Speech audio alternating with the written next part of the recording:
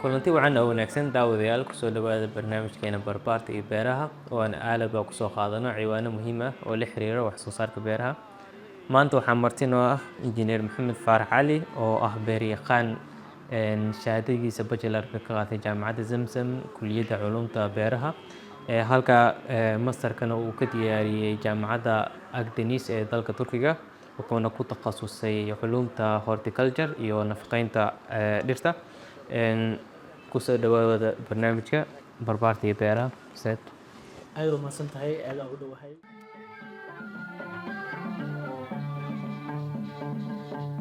anila balame barbaare biyo wal hele ambaxne badarkii abuurne berihi anfalne. daawadayaal, sida lala socdo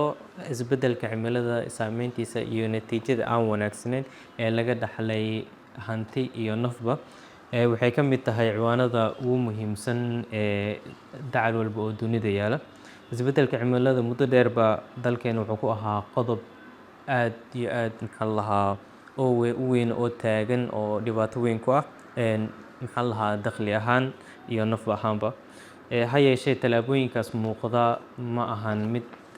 si weyn looga qaaday tallaabooyin fiican. dhowaan wasaaradda qorsheynta Soomaaliya waxay daahfurtay qorshaha isbeddelka qaran 2025-2029, waxaana ka mid ah tiirar aad u muhiim ah oo ka mid ah qorshaha deegaanka iyo adkeysiga cimilada oo u baahan dadaal aad iyo aad u tiro badan si loo hirgeliyo. sidii bilowgii barnaamijkeena aan ku sheegnay, waxaan ka wareysan doonaa beeryaqaan maxamed faarax cali si uu noogu warbixiyo. soo dhawaaw injineere. aad u maasan tahay. waa ku dhawahay barnaamijka barbaarta iyo beeraha. waana gudagali karnaa insha allah si qoto dheerna uga hadli doonaa gaar ahaan isbeddelka cimilada iyo adkeysiga dhanka beeraha. aniga iyo daawadayaasha waxaan jecelnahay in isbeddelka cimilada aan si fiican u fahanno. maxaa ku fasiri karnaa marka aan leenahay isbeddel cimilo? ugu horeyn isbeddelka cimilada waa isbeddel ku yimaada heerkulka dhulka, roobka, dabaylaha iyo maaragtay taasoo muddo socoto ugu yaraan 10 sano ilaa 100 sano isbeddel soo socday ayaa lahaa isbeddelka ku yimaada isbeddelka cimilada.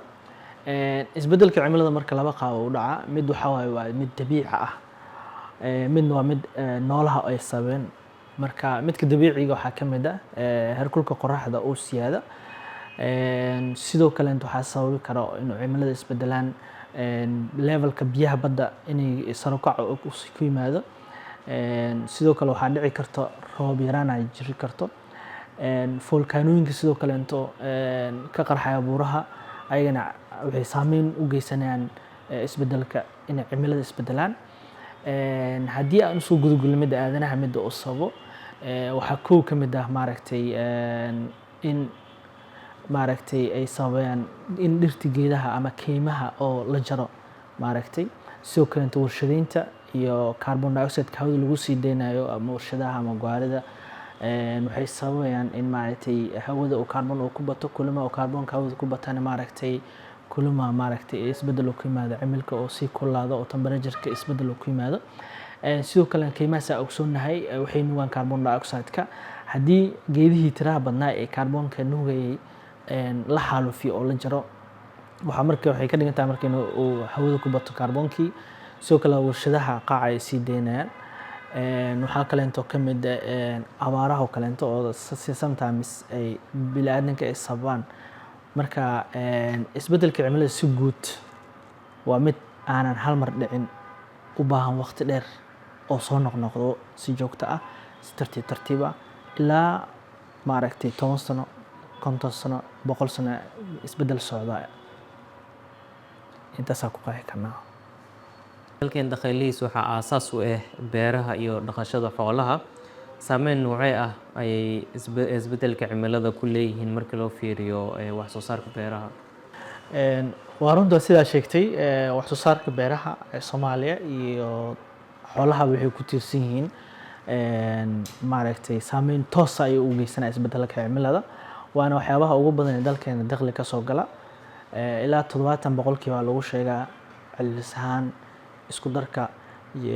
xoolaha iyo beerahaba inkastoo aad ugu badan yahay dhanka xoolaha GPD-ga dalka ka soo xarooda marka laga hadlayo isbeddelka cimilada saameyn toos ay u geysanayaan tusaale ahaan saa ogsoonnahay Soomaaliya dhulka ugu badan ee wax soo saarka wuxuu ku tiirsan yahay roob in la helo ku tiirsan yahay marka cimilada isbeddelka ka dhashtana waxaa ka mid ah in roobka Soomaaliya sanadii ugu dambeeyay 10 sano ugu dambeeyay ay aad u sii yaraanayaan marka dambeyso kulma marka roobkii ay yaraadaan daaqi xoolaha wuu yaraanaya wax soo saarkii beerahana waa la waynaya marka abaar ay halkaas ka dhalanaysa abaar markay ka dhalto marka waxaa imaanaya in sicirkii cunnada ay siyaado in xoolihii macluul ay u dhintaan in dadkii waxay cabaan la waayo beerihii wax lagu waraabsan la waayo taasna dhaqaale xumo aad u baahsan ayaa wadanka ka dhalanayso saa ognahay daarta hadda aan ku jirno roob badan dalka kama diin hadda abaar ayaa ka bilowday gobolada aan webiga marin ama gobolada webiga mar laakiin ka fog aan heli karin waraabka tooska ah kanaalada ama webiga ka soo qaadanaya biyaha marka waa la dareemi karaa in maaragtay isbeddelka cimilada gaar ahaan abaarahan soo noqdo abaartan waxaa asal u ah in roob yaraan ay dhacdo abaaraha marka si guud habab looga hortagi karo ayaa jiro oo beeraleyda mar walba hadda lagu tababaro asina si gooni ah ayaan uga hadli doonaa su'aalaha soo xiga insha Allah isbeddelka cimilada waa wax soo jiray oo iska dabiici ah kumanaan sano soo jiray oo ay tahay inaan la qabsano fursaddan oo bannaan hadda waxay tahay inaan yareyno khatarta isbeddelka cimilada saameynteeda marka waxaa jiro wax la dhaho climate smart agriculture oo ah nidaam beerashada u adkeysiga cimilada ah nidaamkaasi muxuu yahay dalkeena maxaa ka jira nidaam noocaas oo kale waa runta dalkeena aad ugu cusub yahay nidaam maaragtay oo climate smart agriculture oo hadda beeraleyda loo baahan yahay in maaragtay ay u dhaganuglaadaan nidaamkan ayna dabaqaan si nidaamka horta wuxuu yahay climate smart agriculture ama oo adkeysiga cimilada ee dhanka beeraha waa hab casri ah taasoo hadafku yahay in wax soo saarka dalagga la kordhiyo lana yareeyo khataraha iyo saameynta uu geysanayo isbeddelka cimilada marka maadaama isbeddel cimilo uu jiro in wax soo saarkii dalka iyo xoolihii aysan meesha ka bixin si marka wax soo saarkaas iyadoo jiro problemkaas si xal loogu helaa marka lagula noolaadaa wax soo saarkan loo kordhiyaa cimilada isbeddelkana ay saameyntiisa hoos u dhacdaa cimilada isbeddelka marka saameynta oo aad u geystay waxaa ka mid ah tusaale ahaan in heerkulka dhulka uu aad u siyaaday kulma heerkulka uu siyaadana waxaa aad u fudud in wax soo saarkii tusaale ahaan cudurrada ay faafaan cuduradana waxay ku faafayaan waxaa waaye cufka hawada biyaha badan ee ku jira ama humidity-ga wax loo yaqaano haddii uu siyaado waxaa dhacaysa marka in cudurrada ay aad isugu gudbaan oo kaleento sidoo kaleento dadkii biyihii ay wax ku beerinayeen oo yaraado maaragtay saameyn ka dhalata cimilada waaye iyo roobabka aan joogtada ahayn mid waxaa waaye insaankiisa hore ugu soo hadalnay oo maaragtay asaga geedihii jaray isticmaalka badan ee kiimikada hadday noqoleed fertilizerska ama pesticide-yada ayagana saameyn ay ku leeyihiin sidoo kale dabaylaha iyo fatahaadaha ayagana sometimes saameyn oo toos ah waxay u geystaan wax soo saarka tusaale ahaan ciidda qaybta ugu sareysa waa qaybta nafaqada ee wax soo saar kale haddii marka beertii ay xilliyada oo gaabka jiro ama aan wax la tabcin oo kaleento waxaa imaanaysa dabaylo badan oo ciiddii qaybta nafaqada leed qaadayso markii uu fatahaad dhacdana waxaa dhacayso in maaragtay ay dhaqanto ciiddii nafaqada lahayd taasna dhow qofkii wax soo saarka saameyn ayay ku yeelanaysaa maadaama ciidda dhirta u baahan tahay nafaqo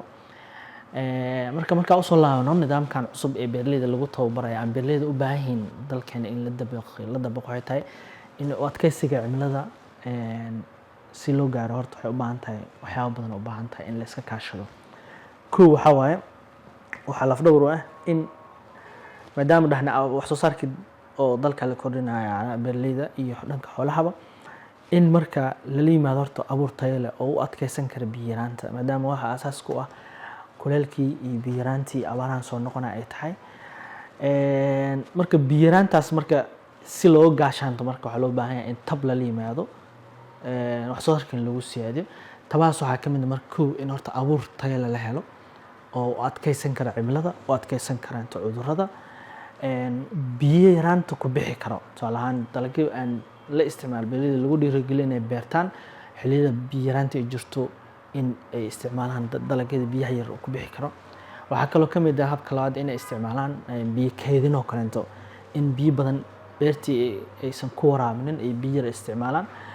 Gobollada webiga oo maro kaleeto xilliyada webiga guro kale waxay sameyn karaan ceelal ay ka dhex qodan karaan, ceelal oo maaragtay aan mitirada aad u badnayn ay awoodaan. Taas marka waxay u beeqaaminaysaa in ay ku waraabsadaan beertoodii haddii qudaar noqon lahayd iyo haddii dalagyo kale noqon lahayd. Markayna ayagana isticmaalaan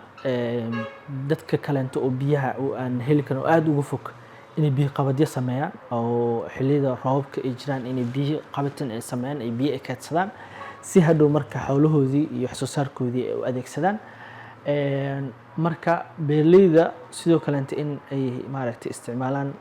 tubooyinka casriga ah ee biyo tifjinta. Taas marka waxay u suuro gelinaysaa inay biyo beertii ay ku waraabiyaan oo dhaqaale badan maaragtay u kaydinayso oo dhaqaale badan aysan kaga bixinin. Cimiladii isbedelkii iyo roobab yaraantii iyo saameyntii ay iyadoo jirtaan ay wax soo saaraan xilli kasta ay wax soo saari karaan si markaas ayagana fursad ugu noqoto dhaqaalahoodii inay kordho, tacabkiina aysan ka baaqanin, in maaragtay ayagana nolol ka helaan. Marka waxaa kaloo loo baahan yahay si marka habkan loo maaragtay loo dabaqo in wax soo maaragtay qofkii tababar horta uu yaqaanaa, yacni oo wacyigiisa oo u soo jeeda uusan dhihin sanadka abaaraa jirto wax ma tabcan karo. Marka abaartan waxay leedahay ka hortag, waxaan musiibadan ka hortag leedahay. Tusaale ahaan qofka inuu biyo kaydsado, in qofka xooleyda oo calaf kaydsado oo xoolihiisa isticmaal lahayn intuu abaarta ku jiro. Marka dadkeena si beeraleyda ama xoolo dhaqatada calaf ma kaydsadaan, kaliya waxay u dhaqmaan kaliya intaas ay barwaaqada ku jiraan inay wax ay haystaan ay isticmaalaan, aysan ka fikirin wax soo socdo. Marka maadaama cimiladii isbedelkoodii ay muuqdo la arkayo, in dadka marka ay wacyigoodii soo jeesto, wasaaradda beerahana oo dowladdan iyo dowlad goboleedana maaragtay ay ku tababaraan dadkii. Tababaro badan oo waxaa jira oo dhanka wasaaradda aan xataa bixiyay oo ku saabsan nidaamka casriga ah. Hay'ado badan oo arrintaas ka shaqeynaya way jiraan in beeraleyda lagu tababaro adkeysiga cimilada, isbedelka cimilada, iyadoo wax soo saarkii la kordhinayo khataraha cimiladana sababeena hoos loo dhigayo. Marka qofkii beeraleyda inuu wacyigiisii la socdo, tusaale ahaan sidoo kaleetana inuu maaragtay mar waliba la socdo maaragtay khataraha intaysan dhicin ka hor oo foojignaado. Tusaale ahaan waxaa jiro barnaamijyo ama waxaa jiro wasaaradda oo kaleeto waxyaabo ka soo baxay. Tusaale ahaan markii roobab badan ay soo food leeyihiin oo kaleeto, dadka beeraleyda looga sii digo la yiraahdo roob mihigaan sida El Niño oo kaleeto sanadka hor dhaceysay, in qofkii wacyigiisii uu sii foojignaado oo markaas oo kaleeto xilliyadaas oo kaleeto fatahaadaha laga cabsi qabo inuusan wax beeranin si hadhow dalag haddoo beerto aysan fatahaad aysan u dhicin. Marka qofka mar waliba qof beeraleyda waxaa lagula talinayaa in maaragtay ay feejignaadaan, ay samaystaan kayd, ha noqoto biyo, abuur tayo leh. Marka caqabado badan oo dhanka beeraleyda Soomaaliya haysta way jiraan oo aad u badan wax soo saarkiina aysan ka fargaray karin. Tusaale ahaan marka haddaan isku dul istaagno waxyaabaha ugu muhiimsan caqabadaha beeraleyda yaryar haysto waxaa kow ka mid ah horta dalka ma jiro abuur tayo leh. Hadduu abuur jirina maaragtay wax soo saarkii laf dhabar ayuu yahay in abuur tayo la haysto. Sidoo kale ciidii nafaqo ma lahan iyadana oo maaragtay ka mid ah factor kale ama maaragtay unug kale oo maaragtay muhiim ah. Ciidii oo nafaqo lahayn, abuurkii oo aan tayo lahayn, qofkii beeraleyda oo aan maaragtay habab beerashada casriga ah aqoon durugsan u lahayn. Sidoo kale isbedelka cimiladana aan u diyaarsanayn. Inta hadda ka soo hadlayno beeraleydina aad uguma diyaarsano, wacyigoodana aad ayuu u hooseeyaa. Sidoo kale waxaa jira fatahaado oo ayadana caqabad ku ah wax soo saarkeena beeraleyda iyo abaarta oo ayadana saameyn weyn u geysato. Caqabadaha kale waxaa ka mid ah in dhanka suuq geynta, sababtoo ah xilliyada roobabka ma helaan waddo fiican ay ku soo gaarsiiyaan meelaha suuqa. sidoo kale wadooyinka goboladan aad u burbursan yihiin. Hadda gobolada aan beeraha lahayn ma jirto wadooyin nadiif ah oo lagu gaarsiin karo dalagii ay beerteen beeraleyda. Taasna caqabad ay ku tahay. Sidoo kale caqabad hadda baryahan soo cusboonaata ayaa jirta oo ku saabsan dhanka dalagyada localka in Kenya iyo Ethiopia laga soo gelinayo, siiba hadday noqoto galeyda, digirta iyo qudaaraha qaar oo la soo gelinayo dalkeena ayagoo dalka ka baxaya. Mararka qaar waxaa lagu andaco karaa waxyaabaha aan soo saarno ma ka fargaray karaan, ma dabooli karaan baahiyaha dalka ka jiro. Taas waa run, laakiin ganacsatada iyo dadka howlahaas ku howlan beerihii dadka badanaa way ka soo tageen in beerihii lagu dhiirigeliyo dadkii ganacsatadiina ayaga naftooda xataa beero ay samaystaan si wax soo saarkii gudaha ay u dhiirigeliyaan halkii dibadda maaragtay dhaqaale ama kaash uu noogaga bixi lahaa. Marka caqabada guud way iska jiraan oo caalamka aan kala simanahay ee ugu horeysa isbedelkaas cimilada anagana kuwa gaar ah way jiraan. Marka waa mahadsan tahay oo ku dheeraanay su-aashaas. Beeraleyda dhulka fogfog degan dalagyada abuurta waxay ka fikiraan shakhsi ahaan iyo ka beeraley ahaan maxaa habkan smart agriculture-ka ah oo ugu soo kordhin kara. Hal iyo labo faa'iidadiisa ma nooga sheegi kartaa hab beerashadan? Bismillah. Waa runtaa qofka wuxuu ka fikiraa marka waxaan sameeyo maxaa faa'iido ka helaa. Faa'iido ugu horeysa horta waxaa waaye waa nolol ka helaysaa qofka beeraleyda haddii uu sameeyo nidaamkan beerashada casriga ah iyadoo lagu saleynayo isbedelka cimilada. Waxaa waaye nolol ayuu ka helayaa. Tusaale ahaan qofka xilliga abaarta ay jirto in uu wax beerto suuragelinaa wuxuu u suuragelinaa haddii qofkan uu wax beerto kow reerkiisii asiga nolol ka helaa, intaas ka badan ka soo hartana suuqgeyn u helaa, wixii haraadiga ka soo harana xoolaha u siisanaa, xoolihii ayaa quudanaya, dhaqaalihii ayaa maaragtay ku siiyanaya. Hadda tusaale ahaan qofkan beeraleyda waxaan dhahnay wuxuu ka fog yahay biyihii aad uga fog yahay, laakiin wuxuu samaystay biyo qabatin ayuu samaystay. Xilligii roobka u da'ay biyihii roob keedsaday, biyahaas oo keedsaday marka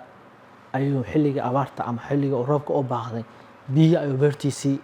ku waraabsaday, qudaar uu ku soo saaray ama masago ama wuxuu ku soo saaray ama galey uu ku soo saaray iyo digir. Hadhow marka beeraleydii kaleento oo aan sidaasi samaynin wuu ka dhaqaale badan yahay, wuuna maaragtay ka nolol fiican yahay sababtoo ah wuxuu cuno iyo reerkiisa waxay cunaan ayuu soo saaray. Marka taasi waa wax la taaban karo oo habkan uu soo kordhinayo. Marka marka qofkii uu ka fikiro waxa aan cuni lahayd iyadoo cimilada isbedelkeeda jiro in uu maaragtay ka faa'iideysto. Hadda tusaale ahaan haddaan dhahno cudurro waxaa jira iska chronic ha noqoto sokorta ha noqoto dhiig karka oo qofka noloshiisa ilaa uu ka dhimanayo jishiska imaanayso la soconayso.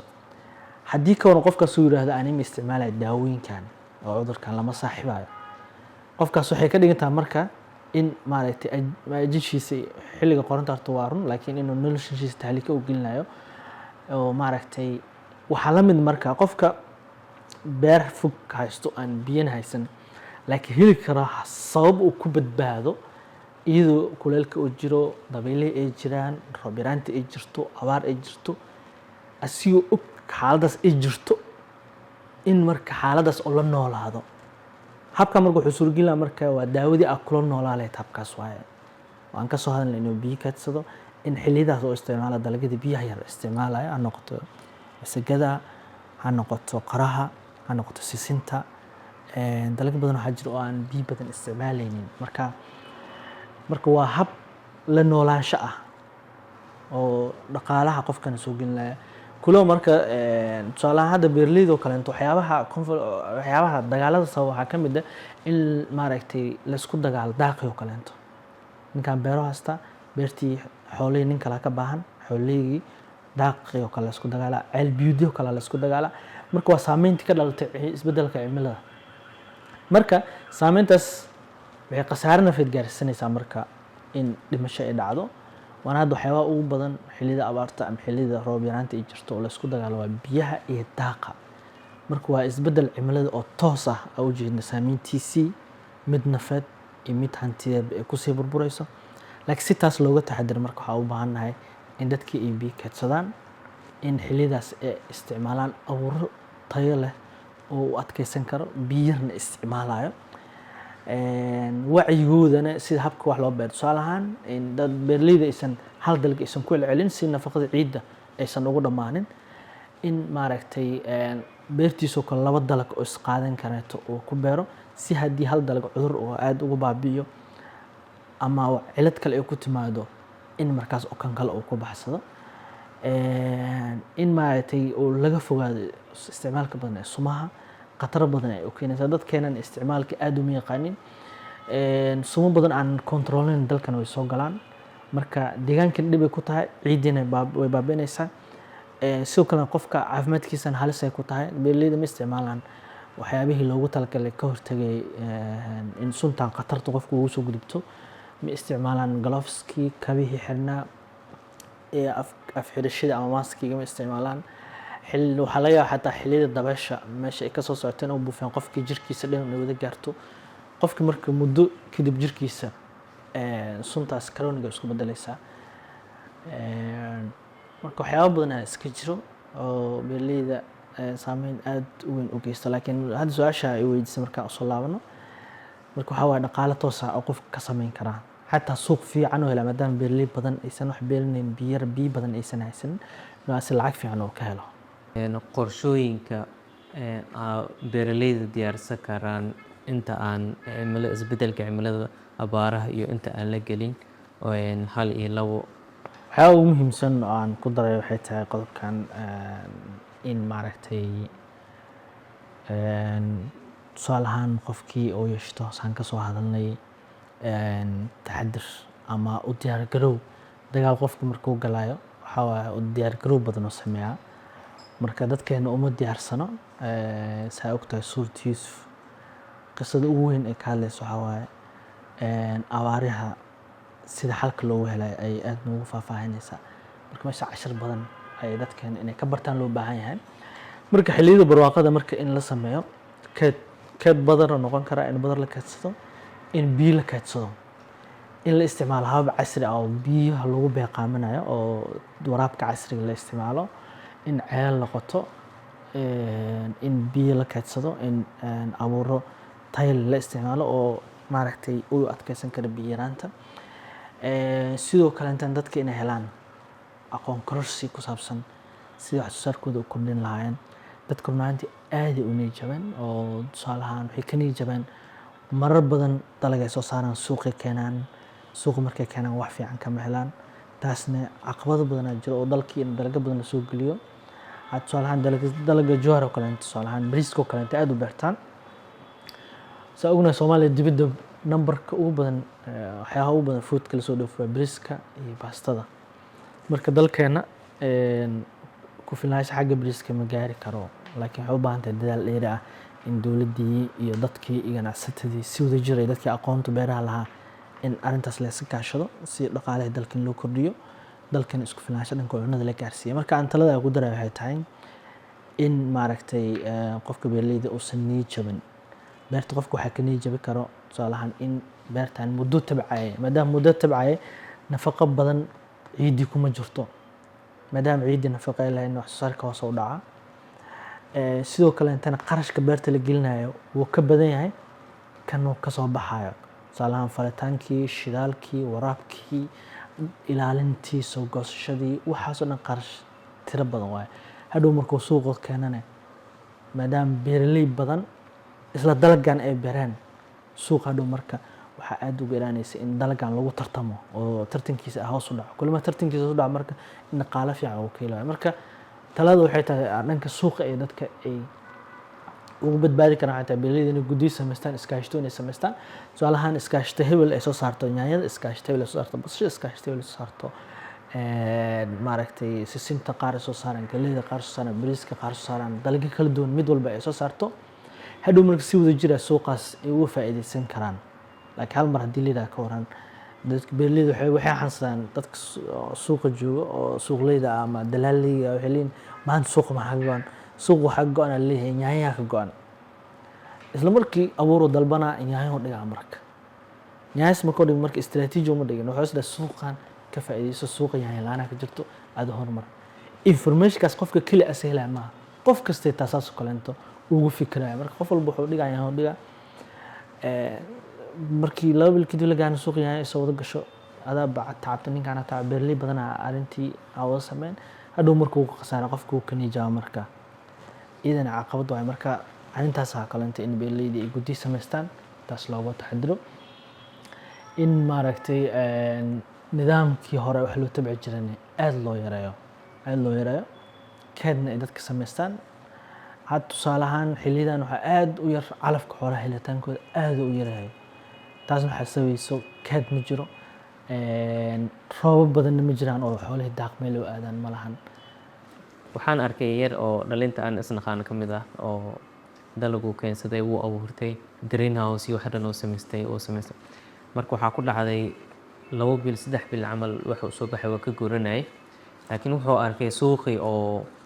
dalagii uu abuuray maahane dalag la mid ah in dibadda laga keenayo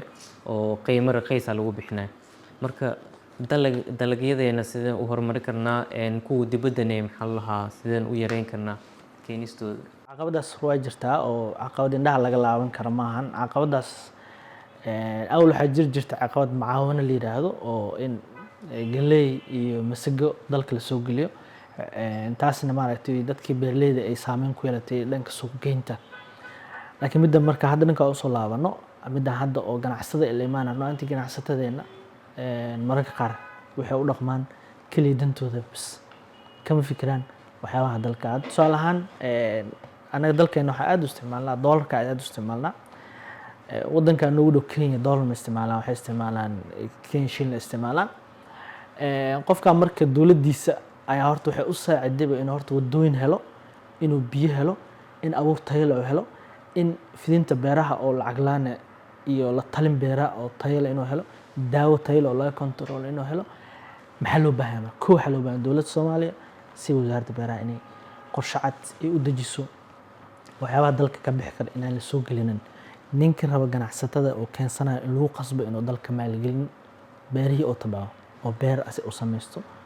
injineero oo beerley ah oo watashi u sameeya haddii asi xirfadii uusan lahayn in beerihii ay ku laabtaan taas waxay suuragelin marka dalka inuu wax soo saarkiisa u siyaado halka anaga lacag kaash inaga aad lahayd wadamada dariska inaga aad lahayd marka dawladda waxaa laga rabaa inay dalkan u fikirto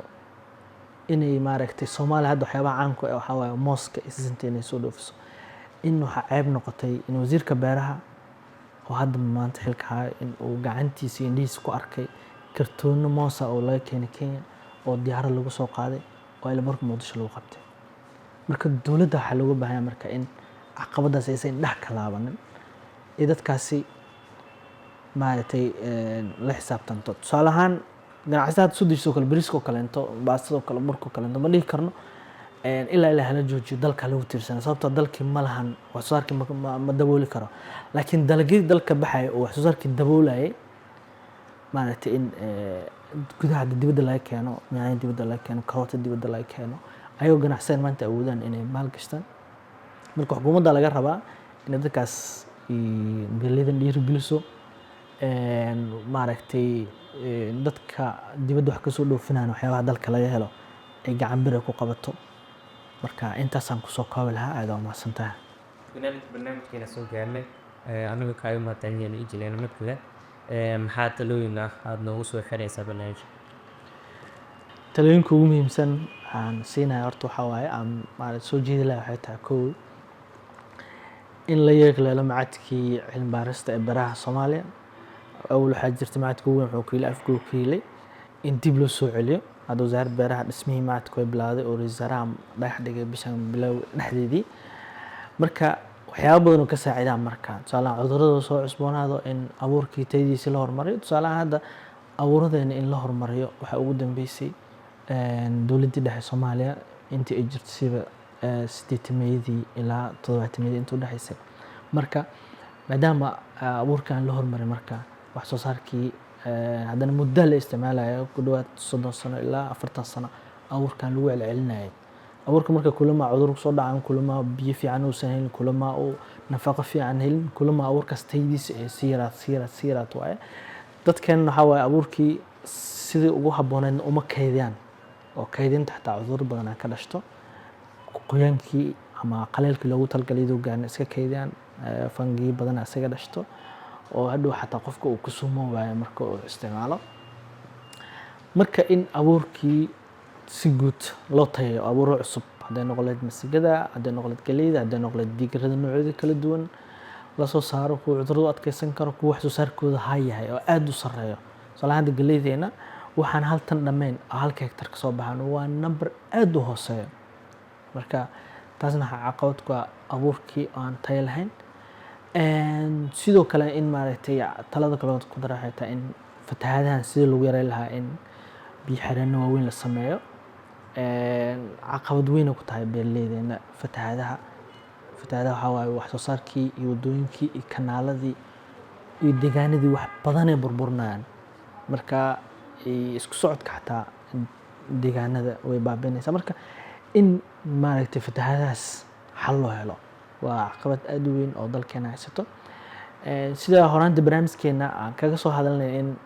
meelaha aan biyaha laga heli karin inay biyo kaydin samaystaan in nidaamka casriga ee beerashada oo adkeysiga cimilada ay isticmaalaan in drip irrigation ama tubooyinka tafjinta isticmaalaan in barakada isticmaalaan in maaragtay nidaamyadaas biyaha lagu beeqaaminayo ay isticmaalaan si wax soo saarkooda xilliyada abaarta ama xilliyada biyo yaraanta jirto ay u isticmaalaan xoolaheedana inay daaq maaragtay furan aysan sameynin ay maaragtay xilliyada barwaaqada jirto ay keedsadaan daaq badan ay keedsadaan calaf badan ay keedsadaan si ay ugu samata baxaan xilliyada abaarta ay jirto waxaa kaloo ku daraa waxay tahay in beeraleyda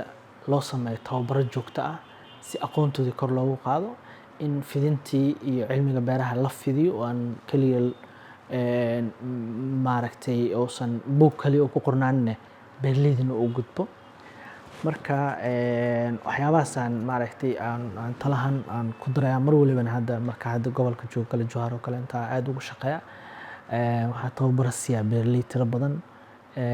hadday noqon lahayd wax soo saarka sidii loo kordhin lahaa iyadoo la isticmaalayo nidaamka casriga ama climate smart ah hadda kaga hadalnay si maaragtay ugu gaashaantaan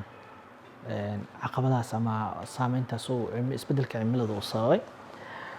gunaanadkii runtii barnaamijkan waa barnaamij aad u qiimo badan anigana fursada ay tahay anigoo maaragtay gobol beera ka soo jeeda oo ku dhashtay haddana cilmiga beeraha sii bartay haddana beeraleyda kusii dhex jiro maanta waa fursad aad u fiican ay siiyeen barnaamijka dadka daadiinaya ee barbaarta iyo beeraha marka insha Allah waxaan u rajeynaa dalkeena u guuleysta iyo dowladeena awood yeelata insha Allah oo wax soo saarka dadka ay u soo jeestaan ganacsadan ay u soo jeesto lana controlo abuurada aan tayada lahayn iska soo galay iyo sumahan mar walba iska imaanaya oo beeraleyda ayadana saameyn weyn ku yeelatay sidoo kale in dib keymayn yani wax liira in la sameeyo oo beerihii yani keymihii way baaba'een keymaha hadday roob-yaraan ay dhacayso geedahaasaa ka soo hadalnay kaarboonkai nuugaan carbon dioxide nuugaan kulama haddii carbon dioxide nuugaan kuleelka wuu sii yaraanaya roobabkan way soo jiidanayaan marka in xaalufintii horta dhirta la joojiyo beddelkeedan lagu beddelo in geeda la beero oo dadka beeraleyda iyo dadka miyiga joogaba dowladda iyo hay-adaha kalenta iyo dadkii ay u kacaan laguna wacyigelin in la beero dhir waaweyn la beero si maaragtay deegaankiina loo ilaaliyo geedaasna waxay suuragelinayaan in ciiddii nafaqadeeda ay ilaaliyaan sababtoo ah waxay yareynayaan dabaysha tirada badan ee ciidda nafaqada ka qaadi lahayd sidoo kale haddii fatahaad dhacaan inay ciid badan i dhaqantana way ka hortagayaan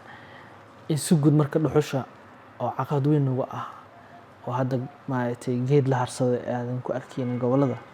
maanta waxa aad loogu xumaado waaye marka dadkii in maaragtay ay u soo jeestaan in horta dhulkii la cagaariya keymayn lagu sameeyo dhulkii waxyaabahaas oo iskaashaday maantii waxaa isdhihi karaa isku filnaansho cunnada haddii caqabadaas la xaliyo Soomaaliya way gaari kartaa sanadaha soo socda insha Allah wadamankan oo sub-saharanka oo wadamanka saharanka ka hooseeya waxaa jirto wax ay sameeyaan oo moon miyaa wax saas camal ah oo ah sida bishii oo kale inay god qodaan geesihiisa wax ku abuuraan. half moon aan lahaa waxaa waaye waa kow horta wuxuu suuragelinaa sida dhulka keymaha yani dhulka oo aad ku qalalan in maaragtay bisha halfkeeda oo maaragtay in dhulkii la qodo. marka taas waxay suuragelinay dhowr meelaa laga qodaa marka wax tiro badan oo half moon badan ama aan la qodaa. markii la qodo marka roobka yimaado biyihii carari lahaa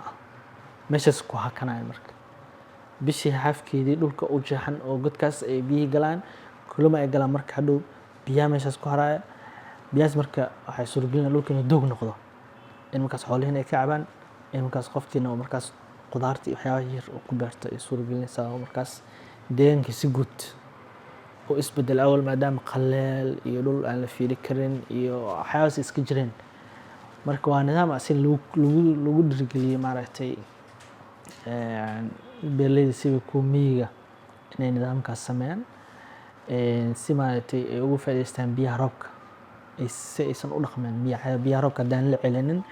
waa iska baaba'aan. marka in biyo qabatin waaweyn loo sameeyo nidaamkaas hadda half moonka aan ka hadalnaya loo sameeyo iyadana maaragtay waa hab aad u wanaagsan. beeraleydeena ku faa'iidaysan karaan aad ugu faa'iidaysan karaan. beeraleydeena horta ma yaqaanin hadda gobolada dhexe mudug iyo meelahaas way ka bilaabatay oo dhowr hay-adood nidaamkaas bilaabeen laakiin beeraleyda aad uga baraarugsano. marka beeraleydeena nidaamkaas waxay ugu faa'iidaysan karaan in horta la wacyigeliyo yani in waxaa nidaamkan jiro horta loo sheego kadib faa'iidadiisa looga warramo. faa'iidadiisa waxaa ka mid ah in maaragtay biyihii roobka markuu soo da'o iska dureeri lahaa beer dar noqon lahaa inay ka faa'iidaystaan in biyihii qabtaan. biyaha markay qabtaan marka deegaankii siday doonaan uga faa'iidaysan karaan dhulkaasna doog uu noqonaa oo markaas dhulkan waa u qaboobaa biyo kaydinna waa helayaan oo markaas dalag ku beeran. tusaale ahaan hadda marka half moon meesha aan ka samaysid waxaa ku beeran kartaa geley oo kale ama masago kaleento biyihii markaas way ku qabatay biyahaas. marka laakiin haddii ay dhaqmaan saameyn ay ku yeelanaysaa biyihii kama faa'iidaysanin. marka hadda beeraleyda miyiga oo kaleento hab waxaa jira eeg wax la yidhaha ama har ama waro ay samaystaan oo laakiin warahaas si casri maahan sababta dhul weyn ay qodayaan biyihii roobka markuu da'o hal meel la keeno waa nidaam fiican laakiinse ma lahan waxaa jira maalji wax la yidhaha bac in la saaro bacyo adagaa jiro si biyahaas aysan dhulku cabin. hadhow markuu roobka dhammaado bil ama 2 bil kadib biyihii way gurayaan way iska dhammaanayaan. laakiin haddii bac weyn la saaro dhulkan aad weyn loo jeexo oo weliba dhowr meel kala duwan xataa qofka beeraleyda wuxuu samayn karaa beertiisa inuu meel biyo qabatin oo ka samaysto markuu roobka da'o xilliyada kanaalka kala joogo kaleento inuu beertii biyo badan intuu kusoo deysto oo guraan beertiisa haddii weynta oo kaleento hektar halfkiisa in maaragtay dhul aad u weyn intuu ka qodo oo biyo ku kaydiyo biyahaas ilaa 6 bilood way celin karaan oo beertii dib ay u isticmaalaa. marka biyo yaraantii wuu ka badbaadaa markaas xitaa dadkii